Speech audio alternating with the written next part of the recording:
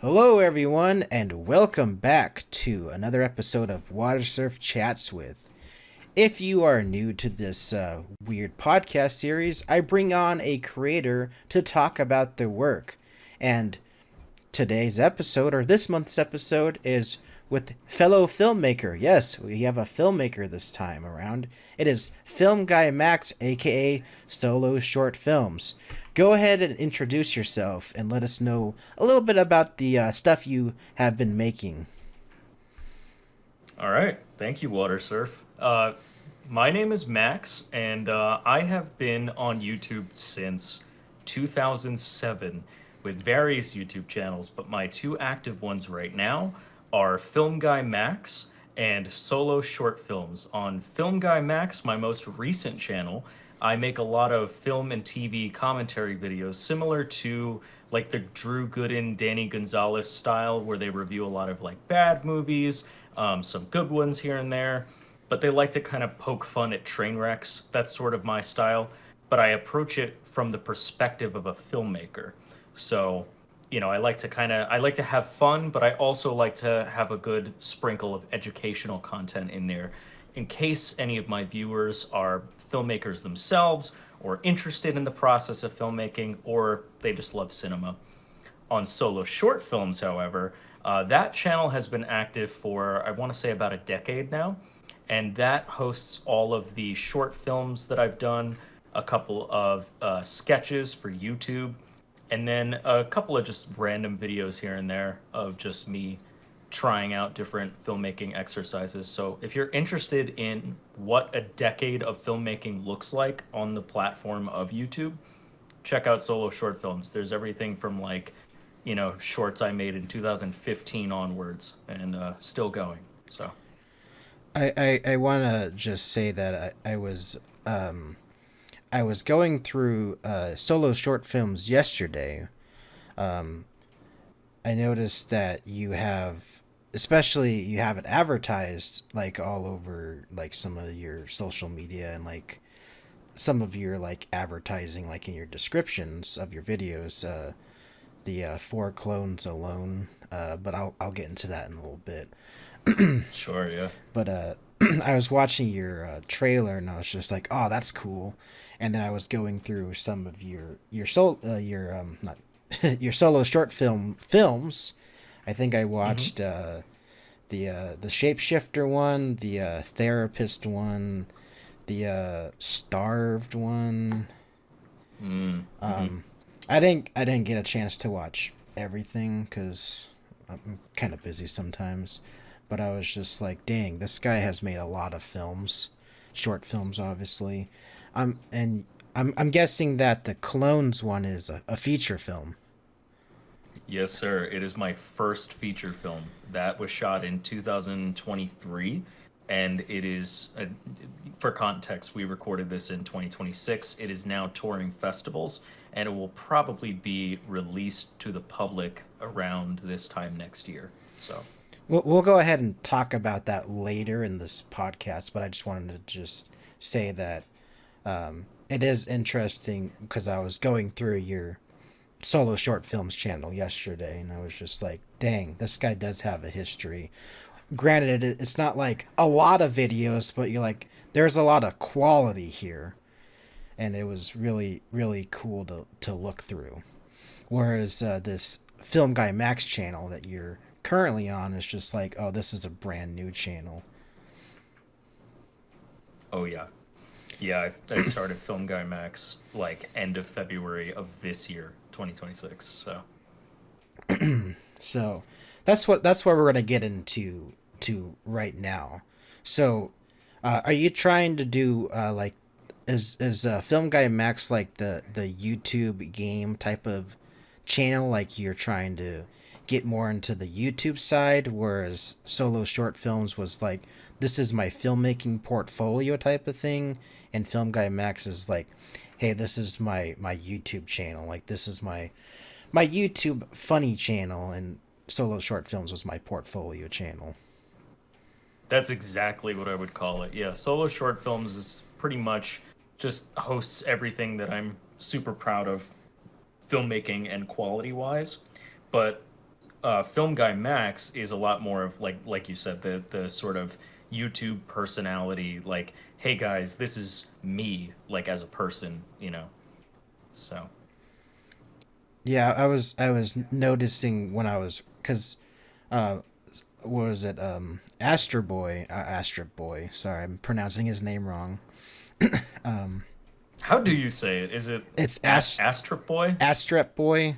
I know Wolfgang was calling him Astro P A Boy. Astra P Boy? Yeah. He was getting mad about it, but Astrep Boy, Yeah. he shared your video and he was like, "This guy is the funniest man alive" or something. I was just like, "Oh, he shared it on Twitter. I don't have Twitter anymore." And I was like, I wish he had a YouTube channel." And I was just like, "Dang it!" And then somebody shared your video, your YouTube video. I was just like, "Yes, he finally uploaded to YouTube." And then that's when I discovered everything. I was just like, "Oh, another filmmaker." And I'm like, I have this rule with this podcast where I don't like to interview new creators, but then I saw you had a second channel, and that's where I was just like, "Oh, this guy's been around." So I'm like, "Okay, I want to get this guy on my podcast and chat with him." And I can tell that, you know, you've been doing this for a while, and I can tell you're doing a different direction with YouTube, like I was back in 2023, where I started, like, I personally started doing video essays, which kind of split off with the gaming hour. So now I kind of do Mm. both, but I was doing films and sketches, uh, like kind of like you were. Um, Hmm. but I mean, I I don't know. I'm not the No, best. I'm yeah. not the best interviewer.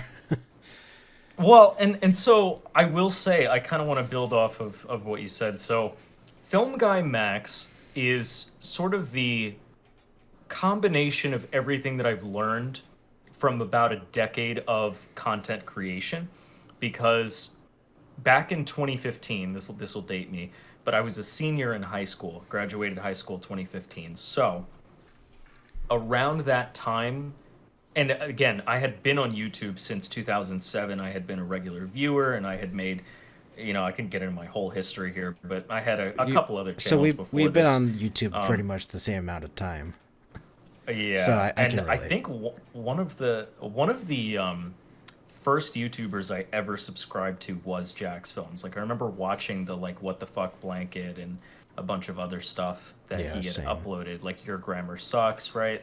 And so I was always fascinated by the idea of being a like content creator before that was even really a phrase that anyone used. But I knew that I wanted to be a filmmaker first because I had just always loved making movies. I had made my first movie when I was 9. And so solo short films came about when I was like, oh, okay, I want to make movies, pretty much for a living. Like, that was always my first dream. And so I had made my first short film, House of Memory, in 2015 when I was still in high school, uploaded that to that channel. And the reason I called it Solo Short Films is because, you know, most of the films that I had made up until that point was just me. So it was one person, and the solo also comes from, like, we're very independent. We don't have any funding from any outside sources, so to speak. It's all independently funded by yours truly, and was very low budget and all of that. And as I grew, I also found myself working in the content creation space for a living. For those that don't know, obviously, because my YouTube channels are small and one of them is very new, I'm not making any money off of YouTube, and so Oh, my me full-time neither. job, yeah, right. Dude, you're almost at 10K though, so Um, but anyways, yeah. So I work a 9 to 5 as a video editor for a digital marketing agency. And so what that entails is a lot of editing for short form content, especially when that became popular. That they used to do a lot of like documentary style stuff, but now they've focused their attention on short form. So Instagram Reels, TikTok, YouTube Shorts, right? And so I've worked there for 5 years now, And throughout that process, I had learned what it takes to not just grab somebody's attention, but also retain it. And so when I started doing YouTube, you know, I guess like taking YouTube seriously is how I would describe it. That's what Film Guy Max became, because I was always fascinated by like Danny Gonzalez, Drew Gooden, Curtis Connor, Jarvis Johnson, Eddie Burback, like all of those really high end commentary YouTubers. And I mean, you could probably tell from the podcast already, I love yapping. Yapping's so much fun, especially when you put me in a camera or put me in front of a camera for 2 hours talking about filmmaking. I never shut up, right? And so that's kind of what I wanted that to be, is just a filmmaker talking about what he loves to do and, just riffing on that. And again, like taking YouTube a bit more seriously. Like I upload regularly on that channel, bi-weekly on Fridays. As of now, that might change, but like I said, I'm trying to be more regular. Whereas solo short films is, maybe once a year I have a short film out and I just kind of upload that to YouTube, and I don't really even care about the views. It's kind of just like if it That's a pops passion. off, it That's a pops off. passion project. Exactly, yeah. Although Film Guy Max is a passion project too. I should just say, like, I I love doing YouTube. In fact, filmmaking and YouTube for me almost go like hand in hand. I would consider myself more of like a not like a Casey Neistat, but I was really inspired by what Markiplier did with Iron Lung. So like I'm trying to use YouTube as a way to build my audience so that when I do release films in the future, there will already be a built-in audience through Film Guy Max that will be interested in seeing those films, in theaters and such. So, You know, you sound exactly how I feel about YouTube, and this makes me really glad that I'm doing this like chat with you, because likewise, dude. this is awesome. Not gonna lie, I've always had that same mentality with YouTube, and I piss off a lot of people in the YouTube Discord server I'm in because I'm like, oh, I just do YouTube for fun, and like, what do you mean you do YouTube for fun? I'm like, I don't care about the views. I don't care. I'm like, I'm just happy if one person watches my video and they're like, man, that was funny, or I enjoyed it, and they're like, Dude, I mean, I can't tell you, like, listen, if you're not making content for fun first, then you're doing it for the wrong reasons, for sure. Although I won't lie, it's nice to see a video pop off and you get a ton of like positive feedback and all of that. So it's a fun little roller coaster that we're both on. you That's what know, I'll say. I know I've had this conversation with Yap Emporium like off camera, but she was just like, oh, if it doesn't get a billion views, then I'm like, I don't know what I'm gonna do with my life. And I'm like, Yap, you need to stop having that mentality. I'm like, I have this running gag with my gaming hour series that I'm like, if it doesn't do better than the lowest viewed episode in the series, which is my apocalypse episode, which was my second one I did in the series, I'm like, then I think it sucks. So I'm like, as long as it passes that one, I think it's good. But I'm like, whatever. Interesting. I'm like, whatever, man, it's fine. What made that one suck so bad, if you don't mind me asking? The first one I felt like was a perfect episode, and it got like 500 views within the first month. I'm like, I obviously did something right. But having to follow up a perfect pilot episode, you're like, how do I follow up a perfect pilot episode? Yeah, that is sort of the classic. It's interesting because, if I may, a lot of filmmakers fall into that same trap too. There are a ton of filmmakers I know, both personally and just like that I have followed the careers of, that make a fantastic first feature film. And then they go and they try and raise the stakes and do something amazing and like groundbreaking with their second feature film, and then it flops and they're like, oh crap, like what did I do wrong this time?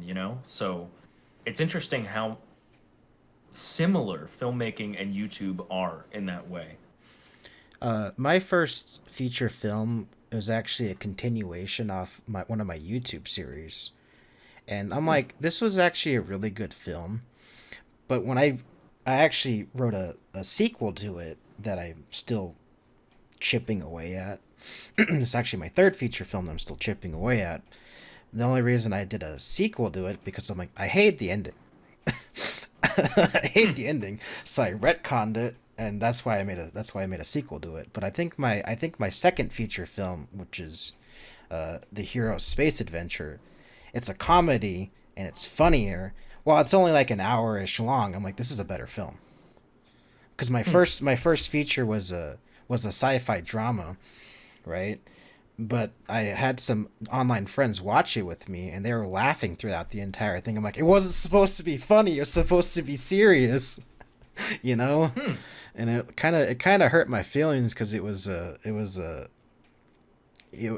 passion project that I made like right out of college, you know. Mm, hmm.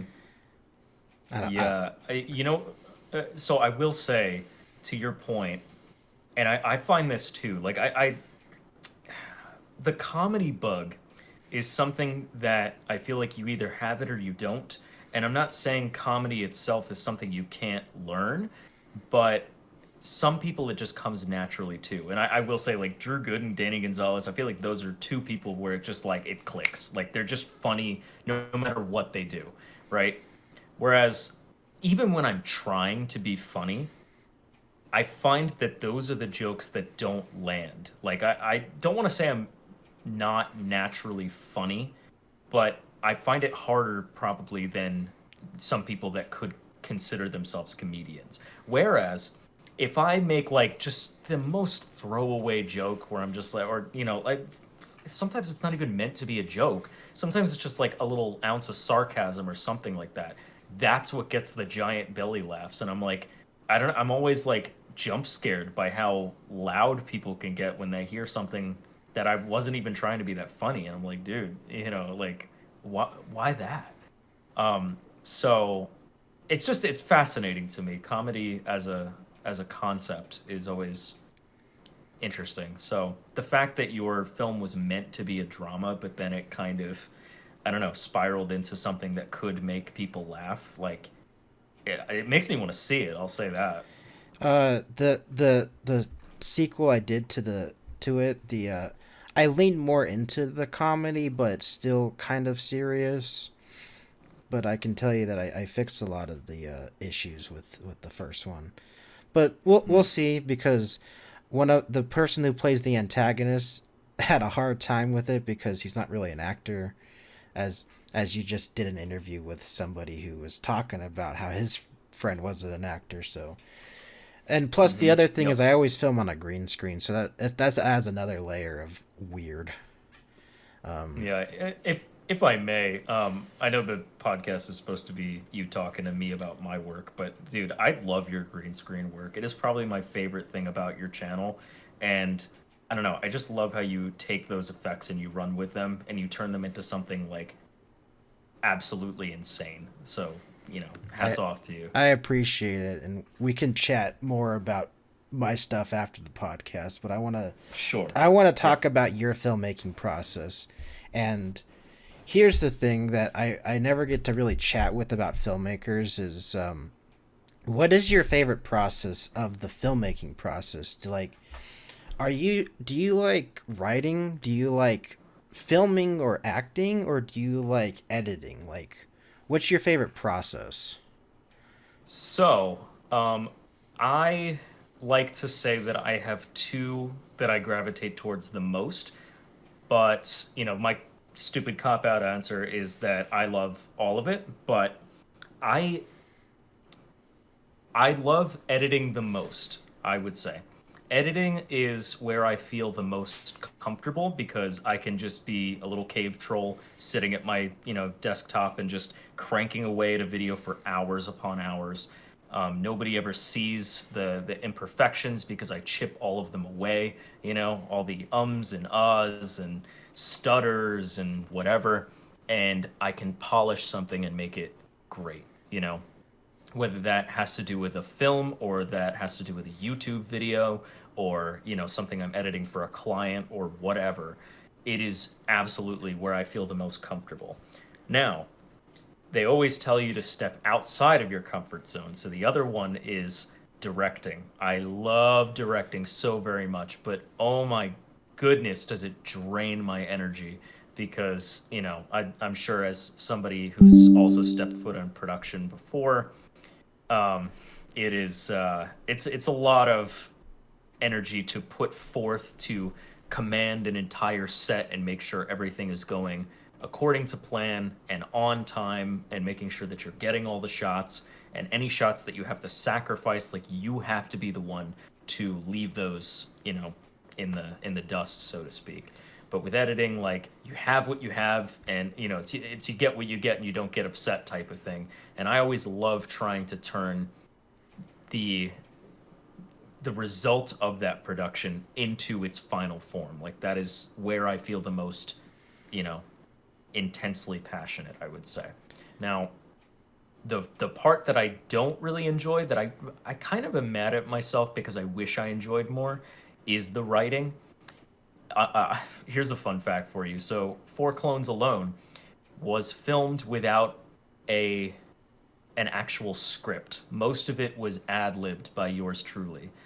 For anyone that has not seen the trailer, a brief synopsis is there is an 18-year-old boy played by me. Whatever. I shaved my facial hair so I look younger, whatever. On his 18th birthday, he's like super lonely. Nobody comes to his party except for his own mother. And he goes out into the woods after hearing a peculiar sound. He encounters this weird sci-fi glowing orb, and it pulsates and explodes in his face, knocking him unconscious. He comes to, and he's cloned 4 times over. So 4 clones alone is the whole premise. And so they have to now learn to be brothers. And so now he's not alone anymore, but at the cost of his own identity.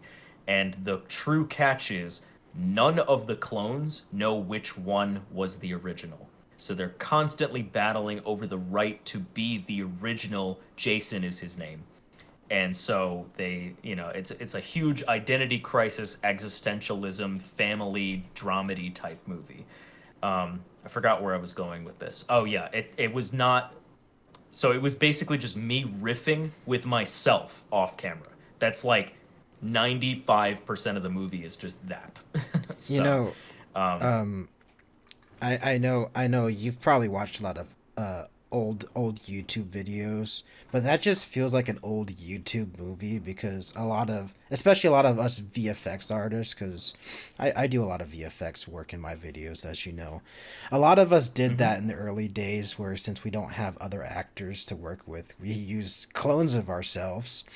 And I'm like, this just feels like an old YouTube video where we're acting off of each other, and that must have been really difficult, especially with 4 of yourself. And I want to give you props So, just from the trailer alone, and thank finding you, out my that it's friend. all improv. Yeah, it's mostly improv. I mean, the way that I did Oh it yeah, was, mostly. yes, I had like beat by beat. Like, okay, the only times that I ever actually typed out a legitimate script is when I had other actors on set besides myself. Anytime it was just me and other me's in a scene, what I had done is I had figure out, okay, here's point A, the beginning of the scene, point B is the end of the scene, and I have to just figure out all the middle pieces, right? So I would just kind of, let myself go and see what I came up with in one take, and then I would store that in the back of my mind, and then when I recorded for the other character, I would remember exactly what I had said, and I would have to, like, basically spit the responses back out. So that's how that was filmed. And it's interesting how you mentioned, like, oh, that must have been difficult.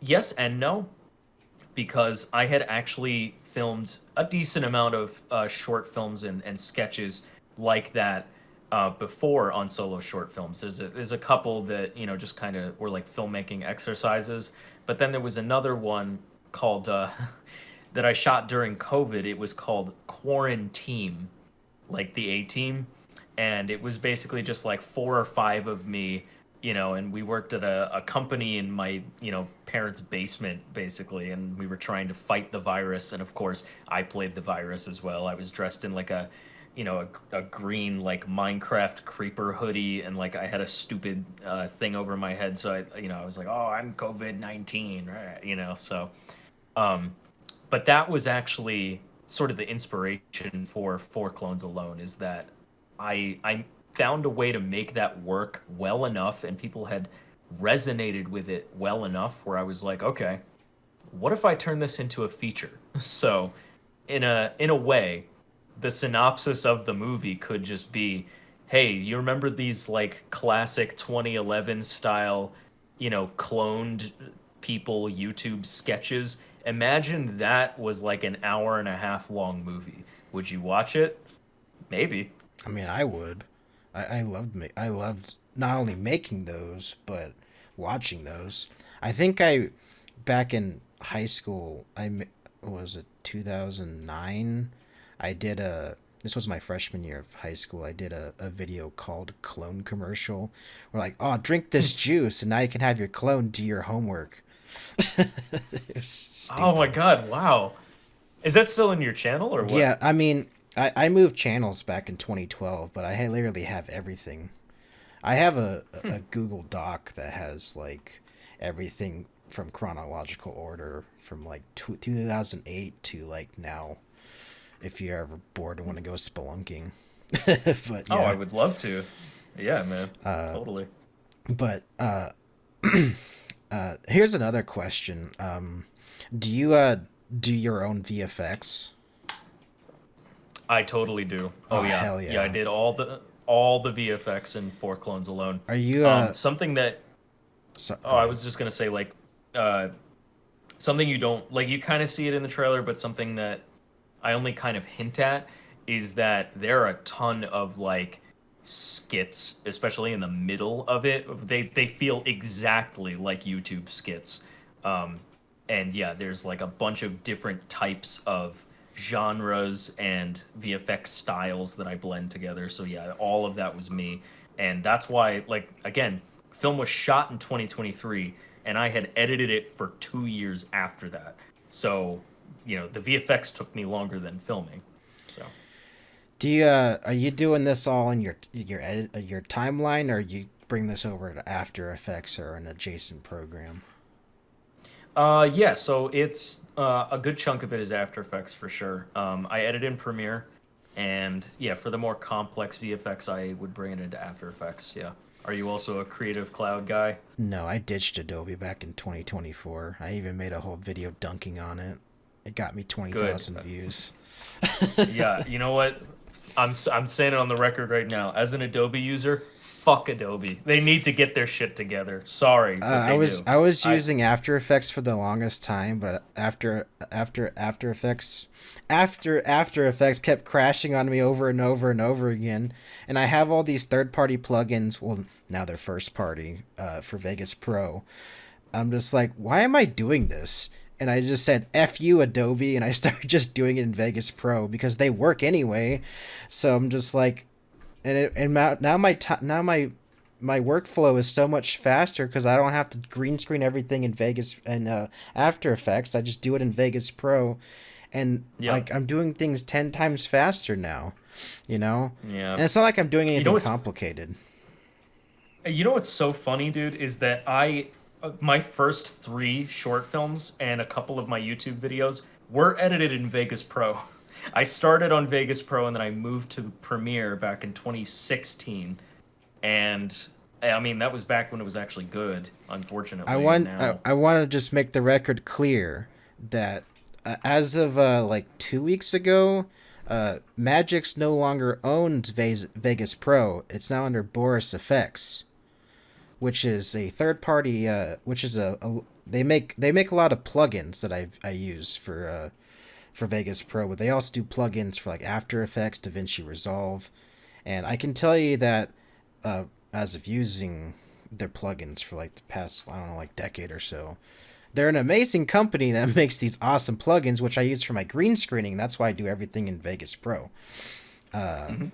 But I've been using Vegas 2026 since they took over, and it's been so much better. Yeah, And I can imagine. I'll just say that if any Vegas Pro users like I'm done with this, if you want to give Vegas Pro a chance again, 2026 on Boris FX, since they took it over, has been much better. That's just my that's just my shill for them. I'm not sponsored to anything. If you want to ditch Adobe or just go to DaVinci Resolve. Yeah, DaVinci's pretty good. What I really like about them is that, I mean, first and foremost, I have a production company. Maybe we can get into that. I don't know, but the important thing is we, as a business expense, we invested in a Blackmagic 6K cinema camera, and DaVinci Resolve, the full version, came free with that. So that's insane. First and foremost. I think Second it's off, think because they own those cameras, or the camera well, yeah, owns the editing software. yeah, I think it's is it Black Magic that Mm. owns DaVinci? And anyways, but even if you don't invest in a Blackmagic cinema camera because you don't need it, you just need the editing software. I think, as far as I know, DaVinci is not a subscription-based service. It's you buy it once for like I think $300 and it's yours forever. And you can keep updating it and whatever. Like they might change that later. I mean, knock on wood that this ages like milk and that, DaVinci doesn't do that, or ages like wine, I should say. Um, but yeah, DaVinci is definitely the one that I would go with if I ever do wind up making the switch. I'm unfortunately a creature of habit, so Adobe has definitely got me in a chokehold. I know you also So mentioned Iron Lung earlier, Markiplier's Iron Lung. He edited that whole yeah, thing with his team in DaVinci Resolve, so another reason to make the switch. So, yeah, industry professionals use it, and you can too. but I guess it's time to shift gears and talk about. You mentioned Four Clones Alone. We were talking about it for a moment, but Hmm. I do not do film festivals. I just put my film up on YouTube and I'm just like, here you go, world. You can watch it for free right now. I don't know how Yep. film festivals work. I do the Joel Haver method where I just put it on YouTube. Go watch it. you know. And you know what? Full respect to you for that. So So your question is, go ahead and how did they explain work? that. Explain that Sure. to me and the audience. I would be happy to. So film festivals are way different than your traditional like just upload it to YouTube type of thing. They actually frown upon that for the most part. Not like forever, but essentially think of it like how, especially before streaming services, think about like like pre-COVID, right?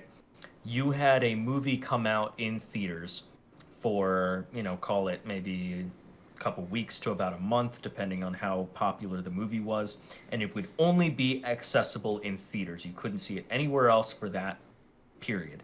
Then it would drop off the face of the earth for like, I don't know, 3 to 6 months or so. And then it would be available on things like, straight to TV or DVDs or, VHS, depending on how old the movie was and the time period and all that. Yeah. But you had to wait, right? Now we have this instant gratification of like, yeah, it'll come out in theaters maybe for like a week or two, and then it'll be available on streaming services like right after. And so film festivals are kind of the equivalent of like the independent filmmaking version of that, where the reason that uploading it to YouTube is so frowned upon is because the film festivals like exclusivity. They like having exclusive access to your movie for a set period of time, where they can be like, hey, come to our film festival on like March 14th to 18th.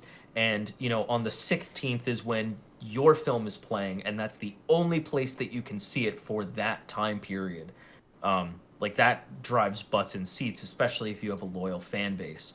So imagine for a second that instead of submitting to like Regal and AMC and whatever else Markiplier did with Iron Lung, imagine if his viewers could only go see it at a film festival in New York or Los Angeles for a specific weekend or something like that, and that was the only time you could go see it, I guarantee you that theater will be packed with his most loyal fan base, right? I would have probably drove down So, to LA to see it.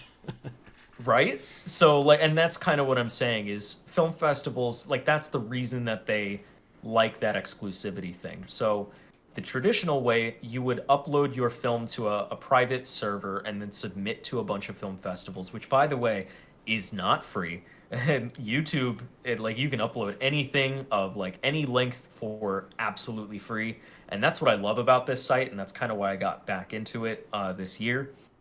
But with film festivals, especially with feature films, I'm learning the hard way. These submissions are like 40, 50, sometimes more dollars a pop.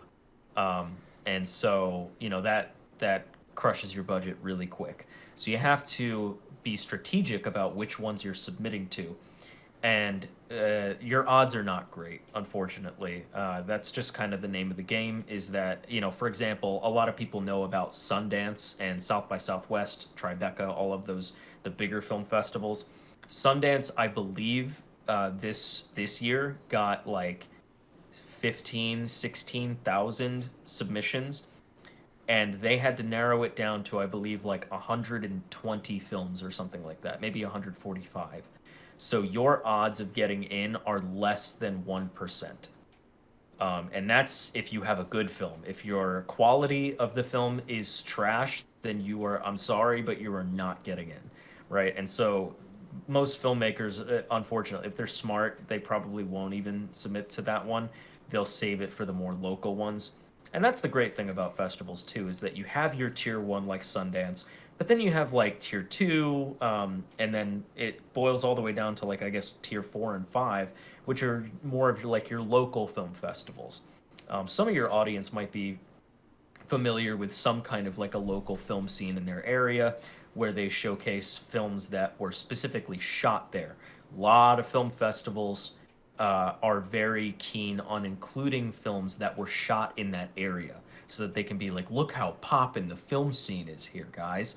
Come make a movie with us, and then that drives business, right?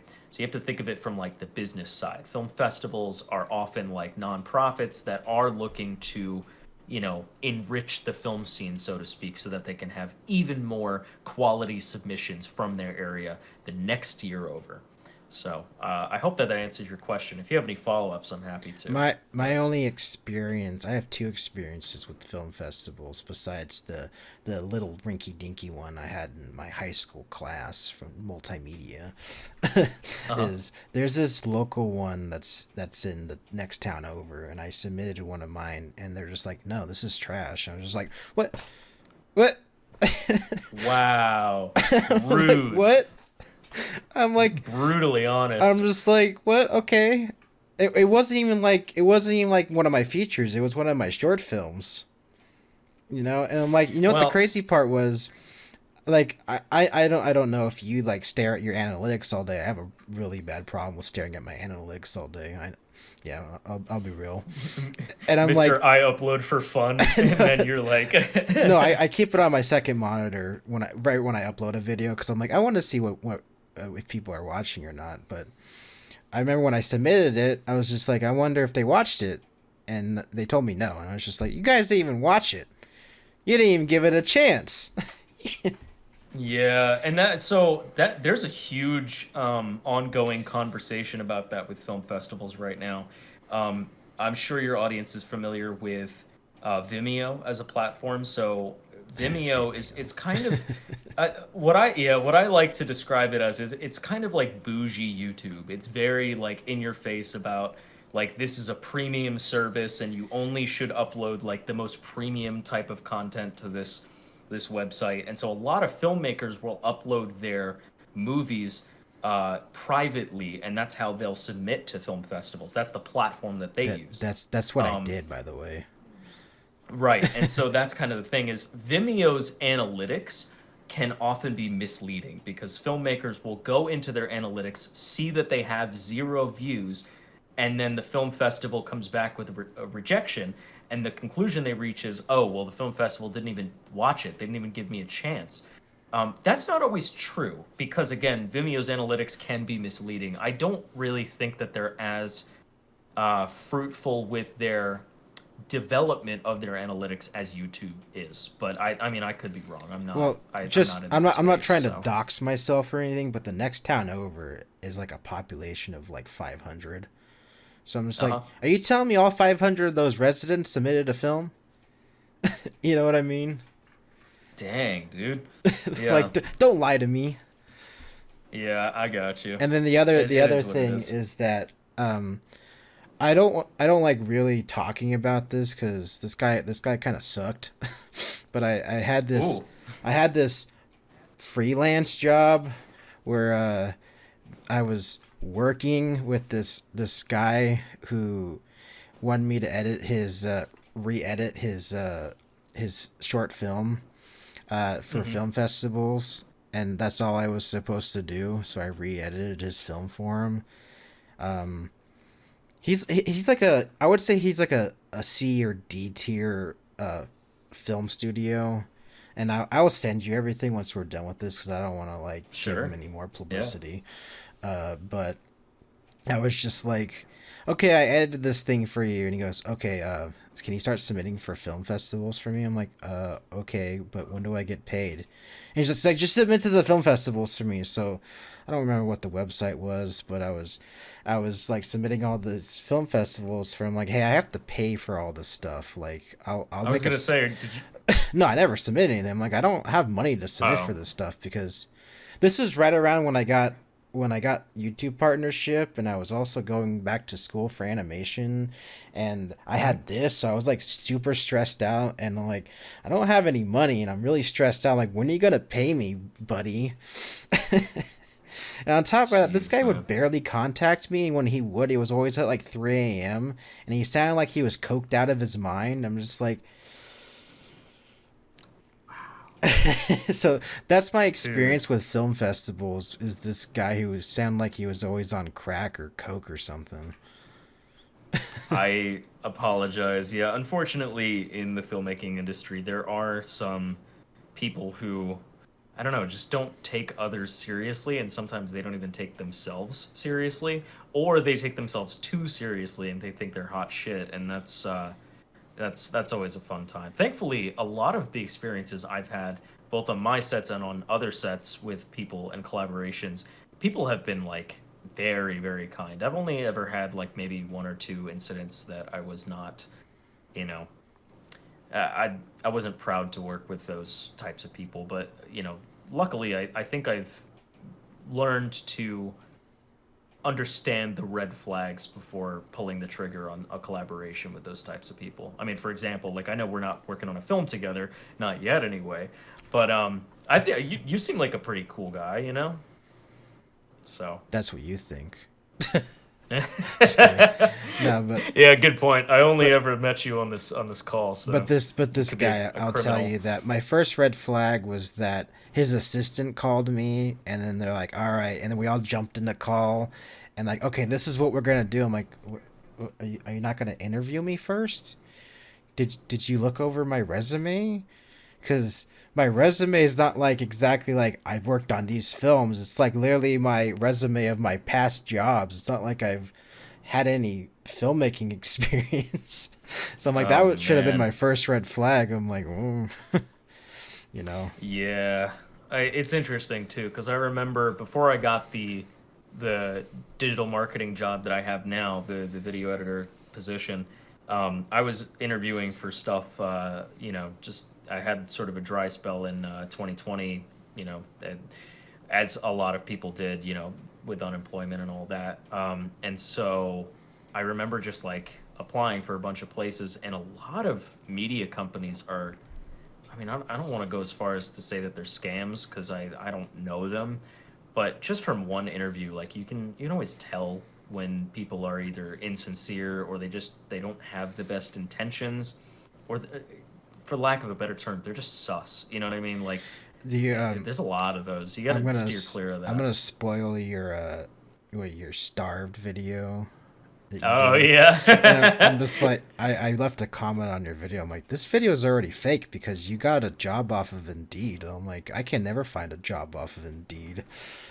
So here, okay, so great segue because we can actually talk about that. Number one, Starved. I'm not going to explain the plot. If you're curious about it, it's on my Solo Short Films channel, but it perfectly details in a very stylized way my experience during COVID being jobless and, trying to make money off of my art and then just being lost in general with like life trajectory. I mean, everybody, it's a universal feeling, I'm sure, that everybody's life was put on hold during this, time.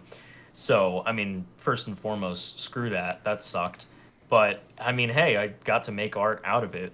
And the second thing I'll say is the 9 to 5 that I talked about like just now. I actually got that off of Indeed, so it is Yeah. possible. Oh yeah, needle in a haystack. You're like, oh, I found one.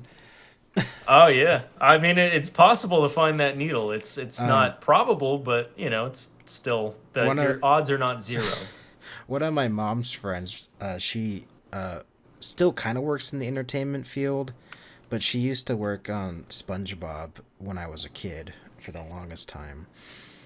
No kidding. But she contacted me, like, I don't know. This is how I found this scummy job, by the way. Not that this wasn't a this could have been a good opportunity, but this guy just sucked. But there's this website called entertainmentjobs.com.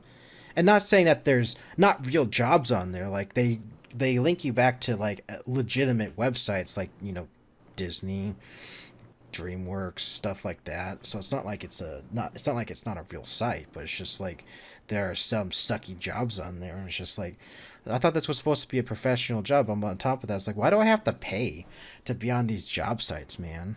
you know? Yeah, that's a good point. I'm just trying to make YouTube work, and if it doesn't, then I guess I'll just keep scrubbing through Indeed like I do every day. Sucks. Yeah, But dude, I anyway, hear you. I guess we'll transition into a fun topic before we get into the questions. Uh, as filmmakers, we obviously have inspiration from other films or TV shows and whatnot. I want to know what your top 5 favorite films of all time are, and Ooh, it could be like okay. even if you can't think of them right now, just like what are your what do you got? Well, I mean, first off, not to sound like a politician, but thank you for your question. But the reason that I reacted like that is because something like a little fun fact about Max here is I am a huge list guy. So anytime I have a list too. because I have like a crazy, I have like crazy ADHD. Like I forget thing. I'm like Dory from Finding Nemo. Like I forget things almost instantly. So it's always fun to like write stuff down. Like I get so much joy out of making lists in my phone. And one of the most common questions I get as a filmmaker is, "Oh, what are your favorite movies?" Or like favorite movie of all time. I don't have a favorite movie of all time, but I do have a list, and they're in no particular order, but there are specific reasons why I like them. So here they are. Star Wars Episode 6 Return of the Jedi, Mm. solely for the resolution of the Skywalker family conflict. I loved that whole resolution with Darth Vader. And I'm Spoiler glad alert, that's where but it ended. Am I right? yeah, everything ended after that, and the galaxy saw peace forever, and there was no other conflict, and no other movies came after, except for the prequels. Those were cool. Okay, so there's that one. Then there is About Time with what's his face? I don't remember the ginger actor's name, but he was really good in that one. And Rachel McAdams. I have not Ugh, seen that one. it's such a good watch. I don't know if you are into like family slash feel good movies and dramas and all of I that, think my but the wife has seen synopsis that though. is yeah, the synopsis is it's similar to the Metamorph actually, um, where a guy can like control when he goes back in time to, but he can only travel to like places he's been, like throughout his life. and he kind of uses that to his advantage to like do things to make his life better. But it's a great like retrospective on living life in general. It's very heartfelt and powerful. So This I sounds like love a that cool one. film. Yeah. Here's a fun one. I'm sure everyone knows this one. Favorite animated movie of all time is The Incredibles. Um, Whoa. yes, sir. I loved that film as a kid. And fun fact, it is the first film I had seen in a theater more than once because my parents loved it as well. And I feel like now in my adult years, I can rewatch it as an adult and see what they saw back in 2004. That's how good of a movie it was. Not to mention, it's like one of the best superhero movies ever made. And there's like a dime a dozen superhero movies now. So that's saying something. And I'm glad Um, that that was the only one ever made. Yeah, right. Well, there are a couple of other good ones, but yeah. I Let's was talking see. about the Oh, okay. sequel. So, yeah, right. Yeah, Incredibles 2 wasn't It's all right. fantastic, It's but all right. yeah, the animation's fantastic. Oh I'll yeah, give them yeah. that. So favorite comedy movie is Spaceballs by Mel Brooks. So it's My interesting because it man. kind of goes with Star Wars. Yeah, I love Mel Brooks so much, dude. He's one of my favorite And then directors. another great honorable mention is like, yeah, I can't talk about my favorite movies without mentioning The Room. So yeah, I The Room, directed by Tommy Wiseau, is my favorite bad movie of all time, and it is the I think it's the movie I've seen the most times. So it's the most rewatched movie I've ever had. So You know what's funny is I have my top 25 lists. I know I have lists too. My mhm. wife judges me for it, but I have my top 25 lists on my second monitor right now. And I'm like I only have one on my favorites over here on my 25, which is Spaceballs. That's in my top 25. Hey, But okay. my top 5, I actually just recently updated it. But my top 5 is Speed Racer's my number 1. I know that sounds Hmm. wacky, but that's my number 1. Number No, 2 that's is fine. number 2 is Who Framed Roger Rabbit. Oh, that's a great one. Number Yeah. 3, I know this is gonna sound really weird, but it actually just recently came out, was is Iron Lung. I know Oh this. wow, that made it to your top three. Yeah, I'm just like Wow. I went and saw it 3 times in theaters because I was just like, Okay, and so all the praise that I just gave Iron Lung, and then like I just said, oh wow, it made it to your top three. Just for the record, I've actually not seen the movie. I've mhm. been so bad with going to the theater, and as a filmmaker, I know that that's embarrassing, but it's the truth. It's okay. I have wanted to see Iron Lung for quite a while, but just have to wait until it comes out on YouTube or streaming or whatever. So, Uh, but I've heard great things. it's a fantastic film that I was just like, I gotta. I'm like I saw it the first time. I'm just like, okay, I need to go see this a second time, and I took my brother to go see it, and then I was Uh just huh. like, I need to drag my grandparents out to go see this because they're always out for like small directors and small filmmakers. I'm not trying to say Markiplier is a small filmmaker, but I'm like, he's a YouTuber. He's like one of us, you know. Yeah, yeah. Well, you And could argue that this is his first movie. I mean, I count In Space with Markiplier, but that's more of a series than it is like a feature so film so I that so gets I, into I was theaters. just like I brought them out and they're like, okay, I see what you talk about, and then they called me the next day and they're like, you gotta talk to Mark, you gotta talk to Mark because you know Mr. Films. And I'm just like, I'm like, Grandma, You know, Mr. Films. I call him Mr. Films, but you're like, you know that YouTube guy, like you can get in contact with them. Tell me you made a great film. I'm like, oh, Have you ever grandparents. spoken to Jack like one on one before? Yeah, I have. Oh He's a cool yeah, guy. heck yeah, love that. But anyway, my fourth favorite film is an animated film. It's Wall-E. It's my favorite Pixar film. Ooh, I love Wally so much. And then number 5 is Blade Runner 2049. Great pick. Here's a fun fact for you. I haven't seen 2049, but I did see the original Blade Runner, and I saw it uh, a month before it's actually set. Like, so I'm pretty sure It's set in November of 2019. I saw it in October of real 2019, Oh, and I that's think it's cool. hilarious that the only thing that they got like right in terms of predicting the future is the giant LED Coca-Cola sign. Yeah. I'm like, but the original's cool, but I'm like, the sequel's so much better, in my opinion. Is it really?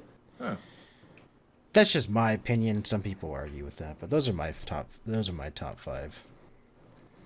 Good picks, dude. Which is weird because I'm like that guy usually makes comedy gaming videos and he has those, you know.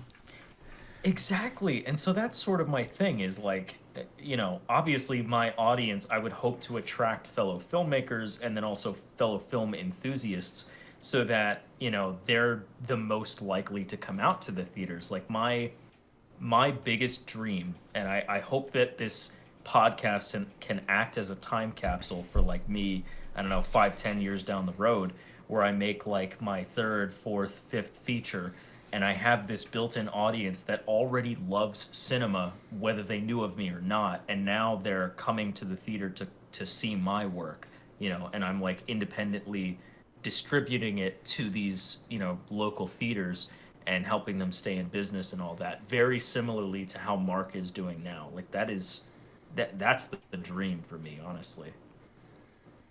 And I hope I get a 33% from the critics on Rotten Tomatoes. Yeah. Well, that's all we can hope for, right? Or it's rotten, but it's not too rotten. I hope the kids call it mid on social media. Oh my God. Well, they'll probably have moved past that by that point, but They're gonna probably come up with something new.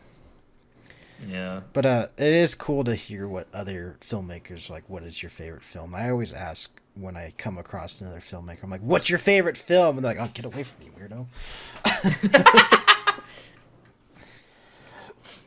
You know. Well, But it's good that I have the list now because I'll be honest, the amount of times before I made that list that I was deer in the headlights when someone asked me that question, and I could just see the look on their face, like as they slowly lost respect for me as a filmmaker.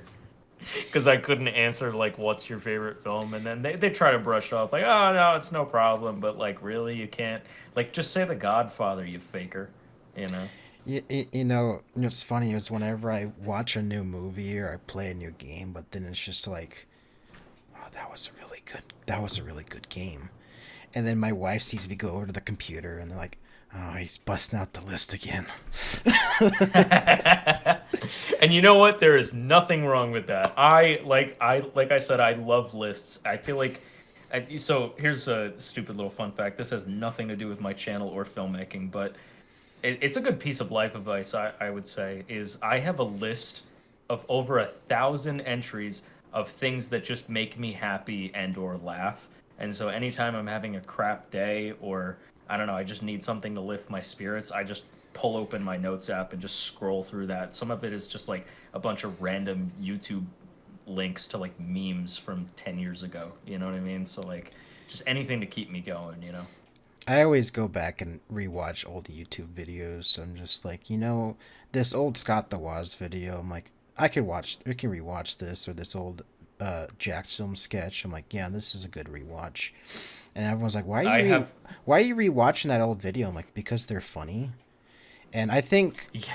I think that's always something to strive for as a YouTuber is to make something that's rewatchable. Like not tomorrow or not like a week from now, but like 5 years from now or 10 years from now. It's just like I want to rewatch that FilmGuyMax video because it was funny.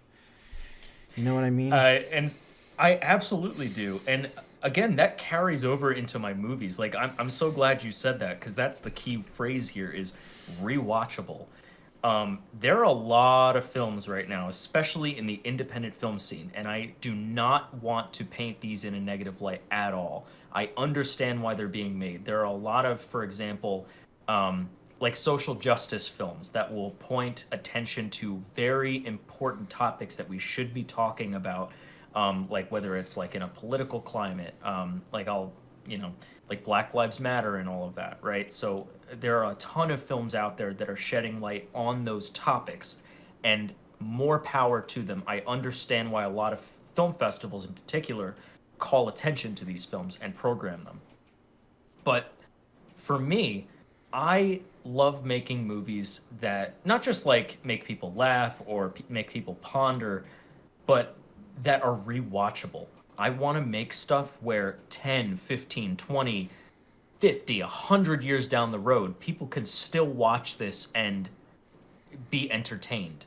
Like they keep coming back to it for a certain reason. There are like, and that's sort of my criteria for like my favorite films is if I can watch them X amount of times and not get tired of them, that's how you know that's one of my favorite films, you know? And I'm sure you feel the same about your list.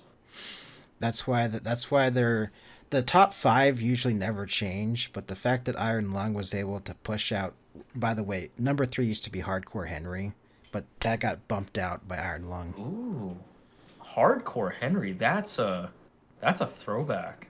I Yeah, remember that one was really trying to be out there with that first person perspective that's thing. why I liked it. But then I'm like, that was a cool like video gamey movie. But I'm like, Iron Lung did a good job with capturing the same feeling of the game. But I'm like, the movie's so much better than the game, in my opinion. Because I played the game for my gaming hour, and I'm like actually playing the game, just like, oh, the movie's so much better. And nothing against the developer. I'm like, the game is cool, but I'm like, the movie's a little bit better. It's interesting, actually. I kind of want to watch like Markiplier. I want to watch the movie first, but then I want to go back and watch him play Iron Lung the game because I'm sure that after seeing the movie, there's a lot of like reasons why he chose that specific game to adapt into a feature film. My wife went back and watched his first playthrough, and then like the updates too. So, Hmm. but anyway, let's go ahead and move on to the questions. Yes, So sir. I got three questions from my Discord server and one question from YouTube. So the first question comes from one of my moderators from my Discord server, from MechRib. She says, "Hey, Mr. Max." Oh, sorry. "Hey, Mr. Max." Say that part out loud. "Who is your favorite movie director of all time?" Ooh, great question. So, um, I have one in particular. I want to see like how I want to like address this because um depending on when this goes out, it probably won't be my most recent video, but one of the most recent videos that I made is actually another filmmaker whose name is Josh Stifter. He was brought on by this particular director to make a feature film. And so I basically talked about how like this guy that I'm interviewing for my channel is like the reason I have 1 degree of separation between my favorite director. And so I'll name drop right now. My favorite director of all time is Robert Rodriguez. And so director of Spy Kids, Desperado, El Mariachi.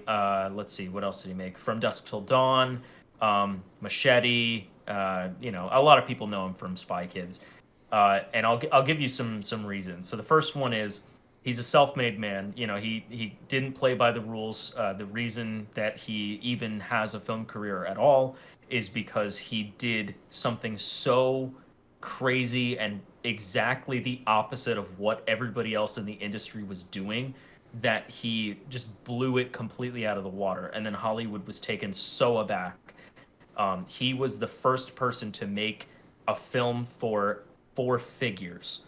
So like $7,000 is what he made his first film for, and since then he's brought on like all these crazy concepts, and then the other reason that I love him is because not only is he, passionate and he does a lot of things himself, similar to how like Markiplier, edited like a lot of the film by himself on DaVinci Resolve or like with his team like of small, independent creators.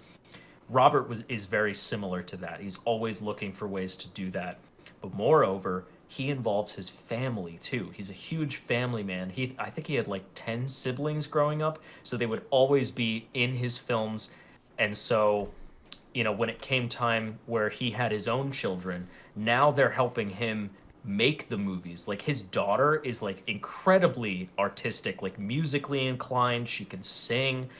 She makes her own like drawings and things like that. Like, and she does like a lot of the production design on his most recent work. Like, I will say there are a lot of like healthy constructive criticisms about Robert's movies. I'm not saying that they're like Oscar-worthy cinematic masterpieces all the time, but there's something so heartfelt about that, and I connect with that so much. So that is why he's my favorite. I get you. I've seen the Spy Kids movies and some of his other ones. I like them. I really like Spy Kids. Actually, I'm surprised that's not on my list. I might add it. I'll I'll put it in my honorable mentions for I now. But gotta bust out the list now. yes, sir. Anyway, the next question comes from Rogue13. Normally he asks, what type? What are you gonna play in the Churro Q games? But since I said you're a filmmaker, he didn't ask that question. So, hello, Mr. Max. Are you planning to do a collab skit with this YouTuber called Watersurf? Well, are you? Am I? Hell yeah, I am. Actually, it's funny. We talked about this in the Jack's Films Discord server a little while ago, where I was looking for potential collaborators, and our man Watersurf was like, "Oh, nobody ever wants to collab with me," and I'm like, "Dude, I'm literally doing a podcast with you." You're like, "That doesn't count. That's not a real It doesn't collab." count. I'm like, And then I was like, "Yeah." So, and then what was it you said? You're like, "Oh, I want to do like a proper skit or something like that." And I was like, "Oh, dude, say less. Like let's do it." So, I'm always, I'm not trying to piggyback off of Rose's comment here, but like I'm always out to do collaborations with people. And like sometimes I reach out to people and I either get ghosted or just flat out told no, and it's just like, come on. R.I.P., dude. I'm tired of Especially working by myself. here's what I will say, and we can brainstorm all we want, like off camera, but I will just say, you and I are both VFX people. I would go as far as to say we're both VFX nerds. We should take advantage of that. We should do something super VFX heavy and like super fun, low budget, like just throw shit at a wall and see what sticks. But yeah, that we can talk after this or on a different day whenever you and I are both free. But anyway, this next question comes from my boy. He usually just goes by Toast, but he has a nickname that I gave him for my Bloodborne video. XX Toast Hunter Boy XX. Hello, Mr. Max. Say that part quietly. How do you have such a good hairline, assuming that you're at the age of 48 years? Oh, okay. So that was definitely. I mean, Jack called it when he watched the video. For anyone that doesn't know, I submitted to YIAYHost the challenge put on by Jack's Films to like host an episode of his YouTube show. And one of the jokes I made is that because Jack's Films hairline is, he's balding. That's just kind of how it is. I poked fun at that because that's an ongoing joke on his channel. So I was like, oh, look at my like flawless hairline. Thanks, Dad. I am definitely not 48. Even though I say that, I'm like, oh, you're gonna lose this by the time you're 30. I'm 48. F you. I'm not 48. I am 20 years younger than that. I'm 28. Actually, what day is it? The 11th. On the 14th, I'll be 29. So Happy probably early by the time birthday. you guys see this. Thank you, sir. So Take yeah, it easy, to answer. Yeah, I didn't ask your age, but you said '09 is when you were a freshman, so 11 is when I was. So I think you're 2 years older than I me. graduated high school in 2013. Yeah, 2015. So we're 2 years apart. But to answer your question, the reason I have a good hairline is because my father gave me like the greatest hair genes ever. So I'm thanks, slowly, Dad. I'm losing my hair up here, but that's because I was an idiot and I bleached my hair for a stupid Mega Man video. But we won't talk about that. How old is that one? It's from May of last year. Oh wow. Goodness gracious. It wasn't for a Mega Man video. It was for a short film that I just put out back in January, but I filmed them around the same time. So it's funnier to say it was for the Mega Man video because I was doing an Alpha Rad parody. I don't know if you know who that is, but he has bleached hair. Alpha Red, yeah. Aren't they like a frequent Jack's Films goer? No, Yeah. I think he's got like 3 million subs, but he normally does Pokemon content for the most part. He got famous from Smash Brothers. Okay. Yeah, I know that name. Yeah. Anyways, continue. But the last question comes from my YouTube channel. Radiated Platypus, you might recognize him. Love Radiant Platypus. Does Yep. Film Guy Max have any relation to Jack's films, or do I need to call a copyright lawyer? Ooh, do I have any relations to Jack's films? Yeah, so I assume that they're talking about me being Film Guy Max and Jack being Jack's films. To his credit, I think Jack is almost a decade older than I am, and so he made his channel I think in 2006. So he's been on YouTube longer than I have. So uh, no, I came first. Sorry. He basically he doesn't even really post on Jack's films that much anymore. He just posts the question get worse, and everything else is either on his second channel or Judge Jack's films. So I I'm waiting for him to. respectfully. When is he gonna upload to Shut Up Dennis? That's my question. Oh my god, right? I forgot which entry was like, oh, give me the Shut Up Dennis channel, but that was hilarious. I What about totally Featured forgot that was a thing. Fridays? Yeah, what about Featured Fridays?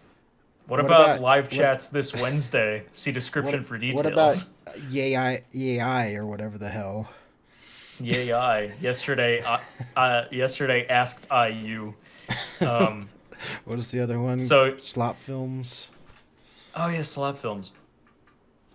Right. Um, but yeah, so respectfully, I claimed the name films, and if Jack wants to fight me, meet me in the boxing ring, because I already beat Logan Paul, and I'm coming for him next. So Just dab on put those him up, haters, Jack. man. Oh wait, that's Jake Paul. What's the difference? Good enough. Yeah. So anyway, I always end these podcasts with final thoughts. Is there anything that you want to say to my audience, your audience, or that random guy that just had the autoplay feature on that just happened to get this recommended to them on YouTube that's been vacuuming their house and they finally just stopped and they're like, "What the who are these two guys on my TV?" Okay, I'm not gonna lie, that's great because now I'm just picturing that.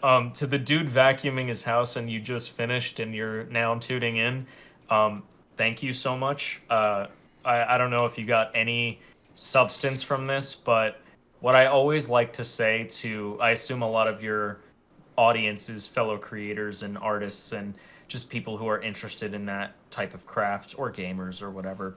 Whatever you're passionate about, don't quit. Please keep going because there are crazy rough patches in creative fields and I mean really just in life, and it can be very difficult to feel like you're alone or I don't know that things aren't going to work out the way you want them to, and hell, maybe they won't, but they are going to work out. So just keep going, and thank you for listening. I want to just I also got really heartfelt at the end, man. I didn't mean to do that, but you You're know all what? good. Keep it in.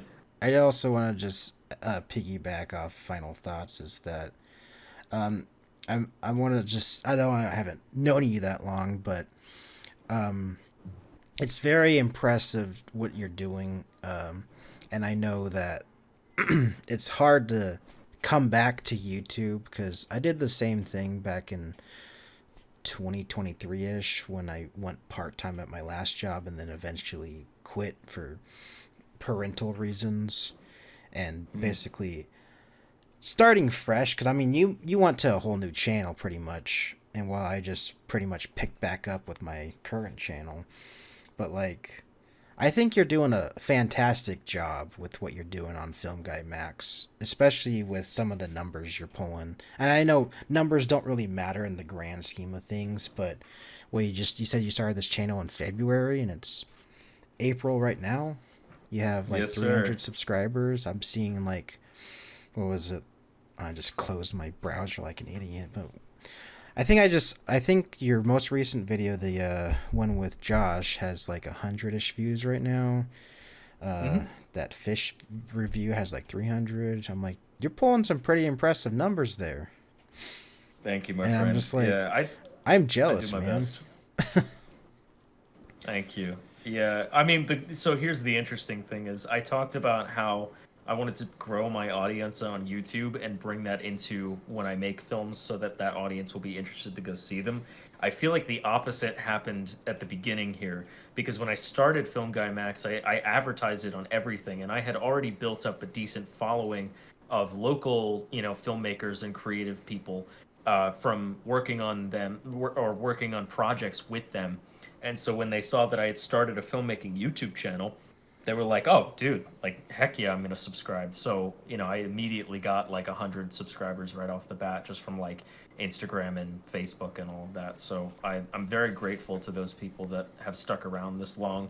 A lot of them are like friends and family that want to see me succeed and uh, fellow collaborators and things like that. And I'm really glad that I got to meet you and a lot of the other people that are in like the Jax Films community because I've been involved in that for so long, but never like actively tried to, I don't know, make content for Jack before or like for a specific audience. So it's very rewarding to see what that brings. So thank you for having me on, and I really hope that we can continue to collaborate in the future. I mean, we're making this skit happen first and foremost, but like even after that, like this is great, man. Thank you. I mean, yeah, of course. I'm always open for collaboration. And thank you for being my fourth guest, of course. I mean, I always collab from time to time with my first guest, and who I don't know if you've watched any of the previous episodes, but Mr. Red Eyes Green Dragon. I collab with him off and on, but he's a cool fella too. I just collabed with him on my Bloodborne video. That was a fun little thing to do. But yeah, I'm Thank you. always down to collab with you as well, and I'm looking forward to eventually watching this clone movie you made. Yes, sir. I can't wait for it to come out. And once it does come out, I'll be posting about it everywhere. So And I'll fret be not. sure to share it not only on my Discord server, but I'll be sharing it on my Blue Sky as well. I have like 50 followers over there. Heck yeah. Thank you, my friend. But this is going to be the end of the podcast. And as always with these podcasts, and even if you didn't watch it, you better go check out this guy's channel, his Film Guy Max channel. It's probably over here. Solo Short Films is over here. One of his videos is probably like right here, and then the rest of the podcast episodes are right here. Do you have anything quick to say? Because these end cards are like 20 seconds long. Oh man. All right, put on the spot. Let's see. Supercalifragilisticexpialidocious. I don't remember the rest of the song, but I don't know the longest word in the human vocabulary. There you go. Go click on one of the videos. I'll see you over there. Thank you, Watersurf, for having me, and I will see you in the next video. Bye Bye bye! bye.